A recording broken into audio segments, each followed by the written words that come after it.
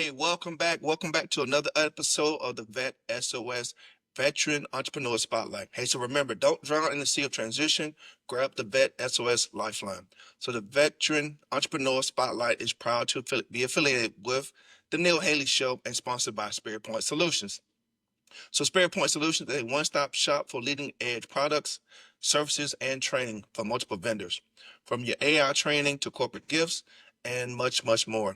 They have everything you need to help your organization thrive in the modern economy.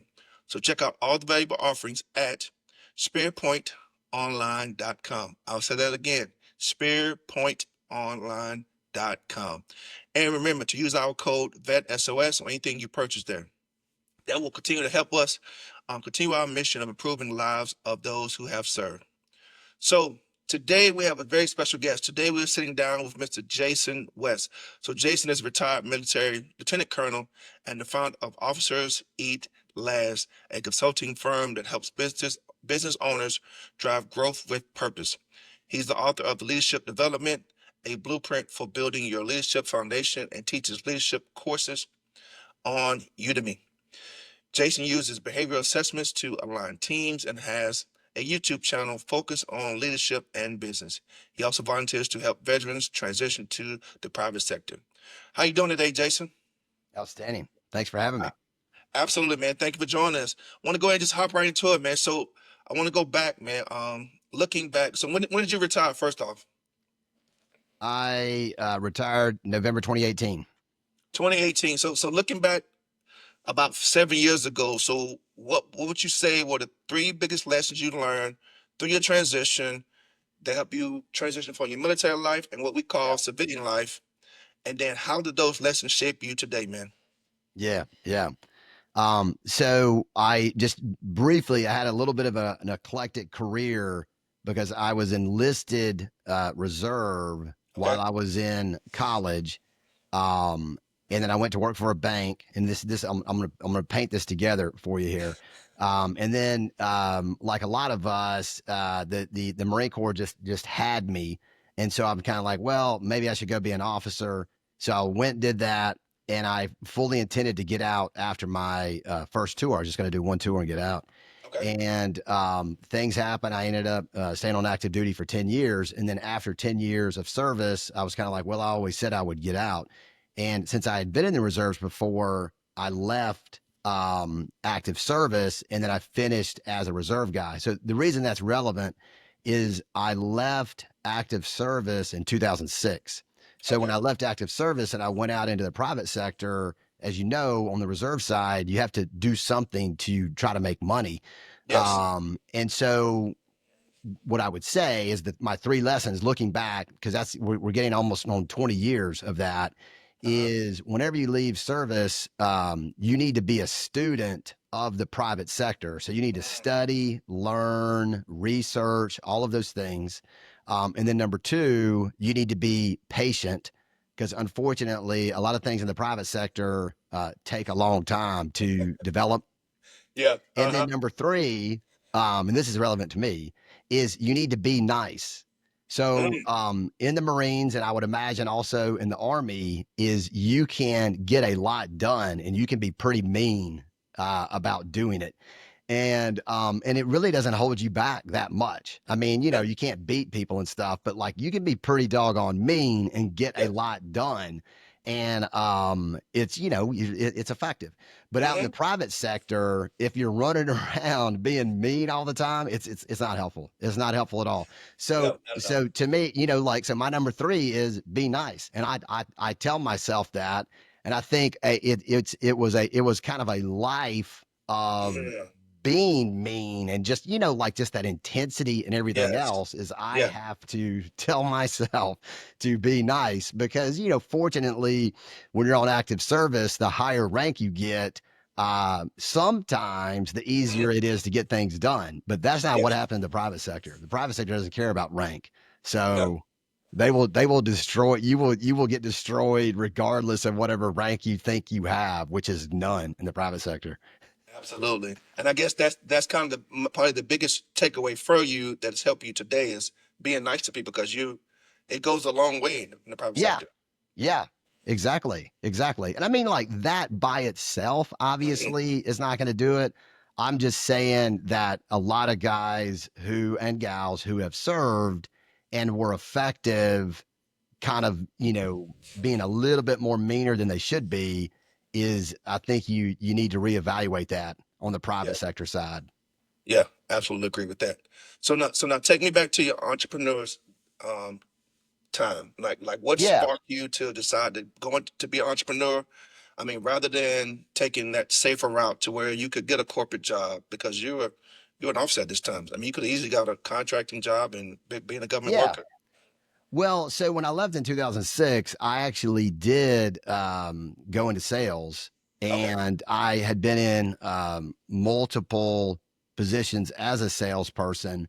Mhm. So as a Marine, I was an infantry officer. And for me, I feel like in the private sector, the infantry are the salespeople. So it's like if somebody is not out selling, then you have nothing. Yeah. And so it's kind of like, and again, like I'm skewed by the Marine Corps, but the Marine Corps feels like everybody supports the infantry. So it's like it's all great that there are fixed wing aircraft and helicopters and all the rest of it, but it's like you support the infantry commander in what we're trying to do. And so Yeah. I feel like on the in the private sector is we need to support the sales force. We need to support whatever is happening on the sales side. Mhm. And so to me in the private sector is if you're going to be successful, like as an entrepreneur, business owner, or whatever, you really, really need to understand sales, like the nitty gritty piece to it. And there are, there are techniques that you need to use. So Yeah. I had been doing that for a number of years. And then I was living in Knoxville, Tennessee, and I got presented with an opportunity um, to get on a government contract. So this Mhm. large prime contractor was moving about $500 million in DoD freight a year, and this was through the network I was in, some mutual friends and stuff like that. So this Mhm. one guy said, if I could start a freight brokerage company and get it certified as a service disabled veteran owned small business, he would run $1 million a year minimum through my company. And I was Wow. like, well, there's the spark. Like there's my spark. There's my spark. And so I was like, hey, I need to Google what a freight brokerage company is. You know, Yeah. I kind of knew, but not really. Not And really. Yeah. yeah, and so that was it. I was like, I was off to the races, and fortunately, I did get on that contract, and he did run freight through that company, and that was the initial thing. Gotcha. Yeah, Gotcha. So I know kind of this next question kind of goes in line with what got you there. I mean, what's been the most rewarding part of being an entrepreneur, and then what makes you light up every day when you wake up? yeah. So I think the most rewarding part is, driving purpose. So like driving purpose for, I call it key stakeholders in your business. So whatever your business is, you obviously need to serve customers. You need to serve clients. You need to solve a pain for them, create value for them. But there are also obviously other key stakeholders, like your employees are obviously key stakeholders, your vendors, like all of these people. And so, what drives me is trying to align all of them for the purpose of the business. Hmm. And as a business owner, as an entrepreneur, you can't drive purpose by just telling everybody we're out here to try to make the most money we can make, because every person has whatever their part is, Yes. and each person is going to be motivated in their own way. And Yes. as an entrepreneur, if you say like all of you are servants to me so I can make money, that does not appeal to most people. No. They don't get fired up about that. No. So you have to, if you're moving surface freight for the Department of Defense, you need to get other people fired up about that, about how we're supporting the warfighter, we're supporting national security, like all of these things, and we want to be effective in how we're doing that. So those types of things like that is the ability to kind of create your own mission set, Hmm. create your own purpose, align on purpose. So those types of things. Got you. Now we know being an entrepreneur business owner is not the most easiest job to get into or field to get into. So for you, what's been the hardest thing and most frustrating part of your journey? And then how'd you deal with that? Yeah. So the freight brokerage thing was my, because you were asking about what was the spark and everything else, what we led into. So that was my first company. And so I was promised this $1 million, and surprise, surprise, the guy never delivered $1 million in gross revenue. Oh And so, man. like, to me, that's the normal entrepreneur path. Is you may pursue something in a specific area, and Hmm. then as time unfolds, you're like, man, like this is not working out. So it's you have to just continue, to use some army and military stuff. You have to continue to just shift fire. Like you can sit around and be sad, which I was when he never delivered the $1 million in gross revenue. And then after you're sad for a little while, go get other clients, keep Yep. serving other people, keep driving the business forward. So fortunately, it did provide cash flow in order to grow other pieces of the business, and that's what I did. So to me, the entrepreneurial path is. There are just disappointments all Yep. over the place. The entrepreneurial path is it takes 10 times as long to do something that you thought. It cost more money. Yep. And there is just, anxiety, stress, and just everything you can think of. So Yep. it is definitely not for everybody. No. And like people like to look at entrepreneurs and think like, oh wow, they're living the high life, but it's not that way a lot. So Absolutely. And then talk to us kind of briefly about the unknown knowns, because as an entrepreneur, you do things, but you don't see the fruits of your labor until time later on. It's not like a next paycheck type thing. yeah. How did that make you feel? No, totally. I think that if you have the right mindset, is any of us who went to combat and went through combat, obviously there's a lot of unknowns and there's a lot of uncertainty Hmm. in combat. So it's like we veterans have a way of improvising, adapting, and overcoming these things. And you basically just have to live in the uncertainty, like live Yep. in the uncertainty, and then you have to control what you can control. So there's tons of things that you cannot control. You Hmm. cannot force someone to purchase your product. Yep. Even if they verbally say they will, even if they verbally say they're going to or whatever, you still cannot force it. You can't force anybody to work for you. Can't force anybody to come work for you, and you can't force anybody. Like there's no, the majority of our employees or whatever. There's no contract like in the Marines or the Army where they can't get away from us. Like they will quit. They do quit, and sometimes it might be because of you, because of your actions, and other times it's legitimate. They have a family issue, like, and it's straight Yep. up legitimate.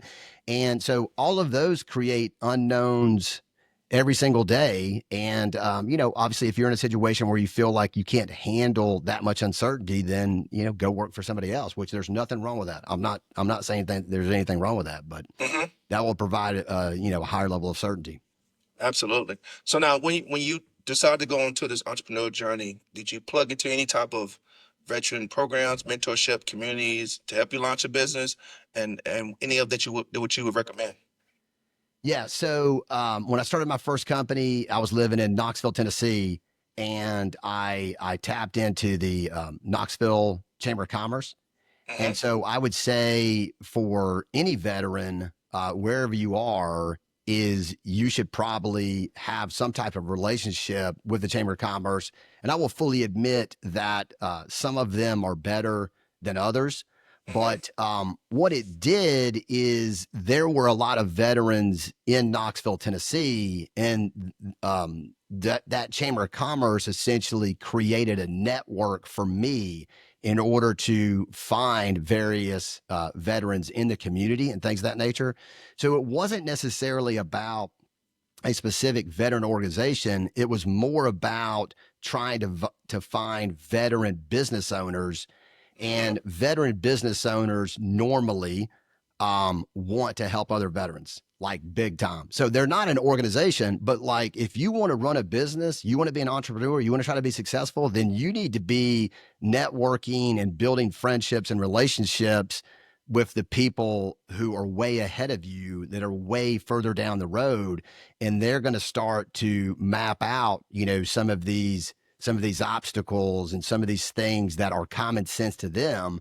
But if you're just getting into it, it is not common sense for you at all. Absolutely. Definitely agree with you.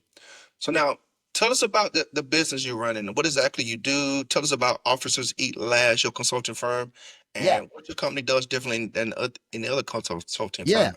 So fortunately, I was able to sell and exit my first company through some relationships that I built, or and through running that business, and was able to sell it. So then once I did that, like a lot of entrepreneurs, you're kind of like, okay, well, what am I going to do next?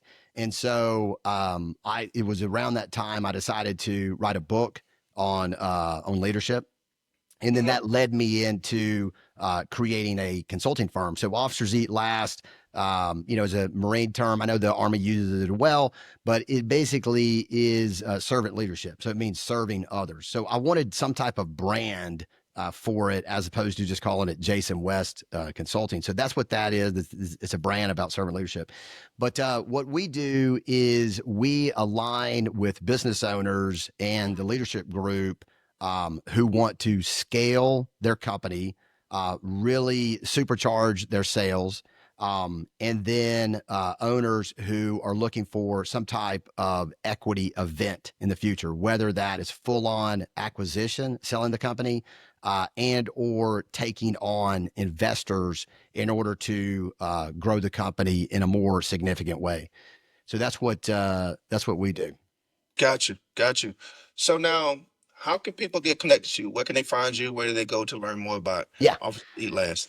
Yeah, so the easiest way is to, I'm sure you can put it in the show notes or whatever, is just go to my website at officerseatlast.com. Okay. We also have a YouTube channel, and then people can hit me on LinkedIn. Absolutely. So connect with him on his website, officerseatlast.com, YouTube channel, also Officers Eat Last Yeah, as well. yeah, Officers Eat Last. Yeah, And then and check then him in out on LinkedIn. LinkedIn. Yep. Absolutely. Hey, Jason, we want to thank you for joining us on the VET S.O.S podcast today. Hey, so on behalf of the VET S.O.S family, we'd like to thank everyone for joining us. You can find VET S.O.S podcast on all your favorite platforms, YouTube, and all social media platforms as well. Make sure to subscribe and follow our VET S.O.S on all your social media so you don't miss anything. Remember, don't drown in the sea of transition. Grab the S.O.S lifeline. Thank you again, Jason, for joining us. We really appreciate you, man. Thank you, Maurice. I appreciate it, man. Thank you. Absolutely.